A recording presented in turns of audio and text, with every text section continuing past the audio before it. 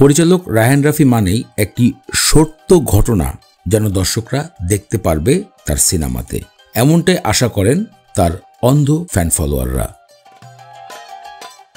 সম্প্রতি অমীমাংসিত যেই সিনেমাটি অনেক দিন ধরে সেন্সর বোর্ডে আটকে ছিল, দেশের সরকার পরিবর্তন হওয়ার পরে কথা উঠে সিনেমাটি মুক্তি দেওয়া হবে, কিন্তু ফেব্রুয়ারি মাস চলে গেলেও সিনেমাটি আর মুক্তি দেওয়া হয়নি।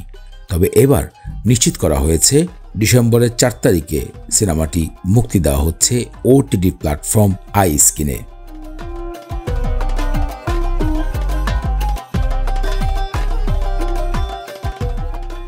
সিনেমার 40 সেকেন্ডের টিজার যখন গণমাধ্যমে আসে, যেখানে অভিনয় করেছেন ইমতিয়াজ বর্ষণ এবং তানজিকা আমিন, সেই টিজারের ভেতরে 40 সেকেন্ডের কিছু কথা চোখে পড়ে দর্শকদের। খুনগুলো হয়েছে রাত 1:30 অথবা 2টার ভিতরে।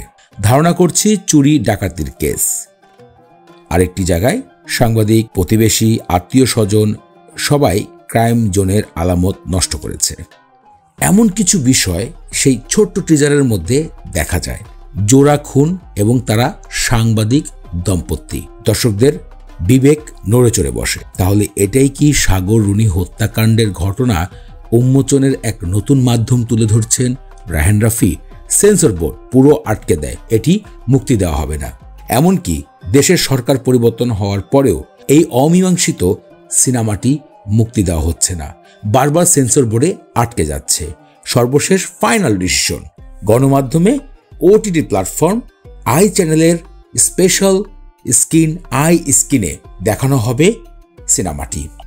বিষয়টি প্রকাশ হওয়ার পর থেকে দর্শকরা অপেক্ষায় করছে কখন রায়হান রাফির সেই মূল্যবান সিনেমাটি দেখতে পারবে। ইতিমধ্যে সিনেমা নিয়ে আলোচনার ধুম পড়েছে সোশ্যাল মিডিয়াতে। দর্শক, আপনাদের কাছে সিনেমা নিয়ে কোনো মূল্যবান মতামত থাকলে ভিডিওতে কমেন্ট করে জানাবেন। সিনেমা জগতের এরকম লেটেস্ট আপডেট আরও সবার আগে জানার জন্য আমাদের ইউটিউব চ্যানেল মুভি নিউজ বাংলাকে সাবস্ক্রাইব করুন, শেয়ার করুন আপনার বন্ধু বান্ধবের সাথে।